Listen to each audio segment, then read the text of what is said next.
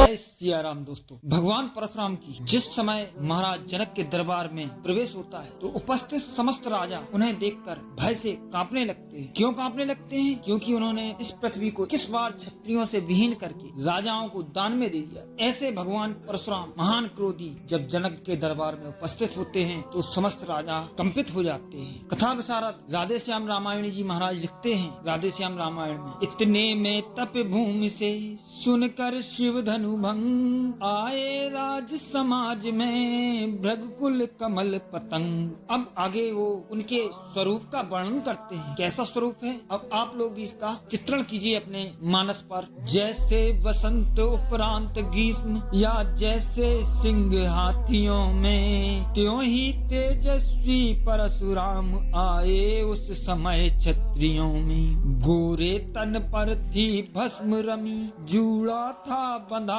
जटाओं का, मस्तक पर शोभित था त्रिपुंड उर पर कंठा रुद्राक्षों का। कंधों पर दो दो धनवा थे, कर में पर सा था उठा हुआ, भारी तुणीर पीठ पर था, तीखे तीरों से भरा हुआ।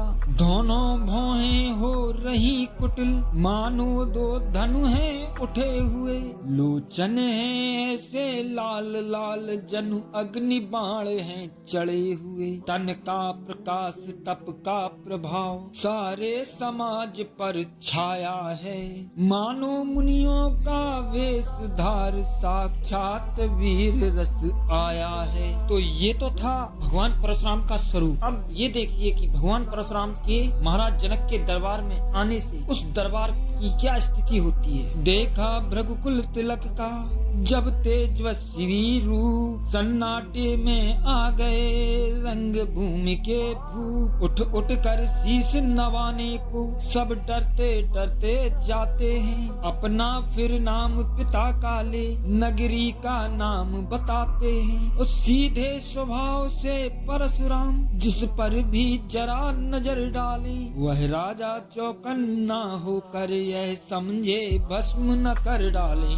मिथिलेश्वर ने भी किया शीश नवा सम्मान, लिया अटल सौभाग्य का सीता ने भी दान। तब विश्वामित्र मिले आकर चरणों में डाले राम लखन, ली आशीष दे निरखे बार बार अनुपम छवि वाले राम लखन। अपनापन कुछ क्षण को भूले जब राम रूप सम्मुख देखा, जिस पर बलिहार विश्व सारा वह विश्व रूप सम्मुख देखा। फिर सरसरी निगाह से देखा सकल समाज, तब बोले मिथिलेश से परशुराम द्विजराज। तो ये तो था सहज सत्कार सम्मान जो भगवान परशुराम के आने पर समस्त राजाओं एवं जनक जी के द्वारा और विश्वामित्र जी के द्वारा भगवान परशुराम को सम्मानित। अब इसके बाद बोलने की बारी भगवान परशुराम जी की और बोलते हैं तो मुझसे क्या बोलते हैं। सर्वप्रथम राधे श्याम रामायणी जी ने बहुत खूब लिखा है। लिखते हैं, हे जनक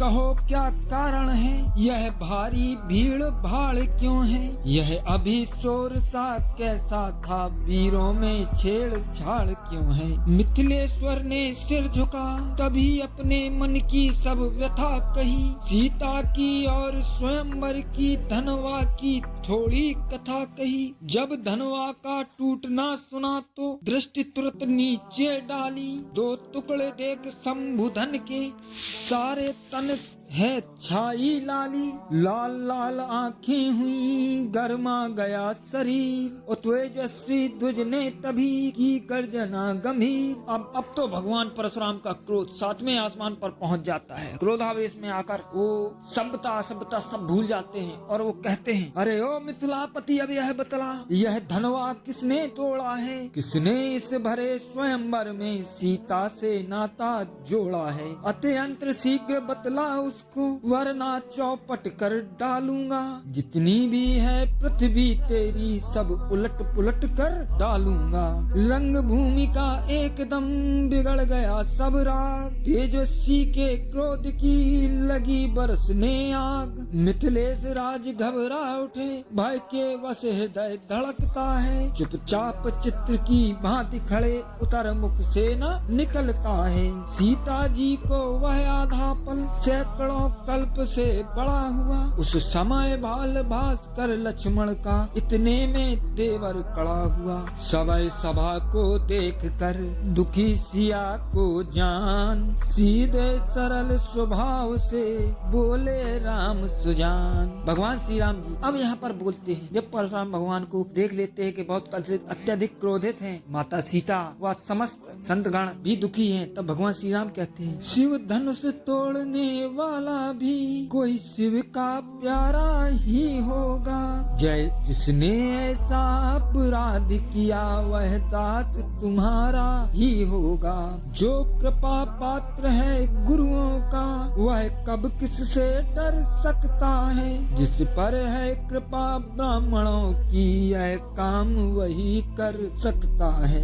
भृगुपत बोले सेवक वह है जिसका सेवा ही जीवन है। जो बैरी का सा काम करे वह इस फरसे का भोजन है। हे राम बना है अगुआ तू इस क्षत्रिय दल की गाड़ी में, इसलिए मसल वह याद आई तिनका है चोर की दाढ़ी में। भगवान परशुराम जी क्रोधित हो जाते हैं। भगवान राम जी उन्हें समझाने का प्रयत्न करते हैं, लेकिन जब वह भगवान राम पर ही दोषारोप कर देते हैं, तब भगवान श्री राम के अनुज भैया लक्ष्मण अपने क्रोध पर नियंत्रण नहीं कर पाते और भगवान परशुराम से परस्पर विवाद करने लगते हैं। और उस विवाद को सुनने के लिए आपको हमारे इस वीडियो को लाइक, शेयर एवं सब्सक्राइब करना पड़ेगा। अगर आप लोग चाहते हैं कि मैं इसका दूसरा भाग आपके लिए भेजूं, तो आप लोगों को इतना करना होगा, इस वीडियो को ज्यादा से ज्यादा लाइक, ज्यादा से ज्यादा शेयर करें, साथ ही हमारे चैनल कथा रहस्यम को भी सब्सक्राइब करें। मिलते हैं किस अगले वीडियो में, तब तक के लिए जय श्री राम, जय श्री राम, जय श्री राम।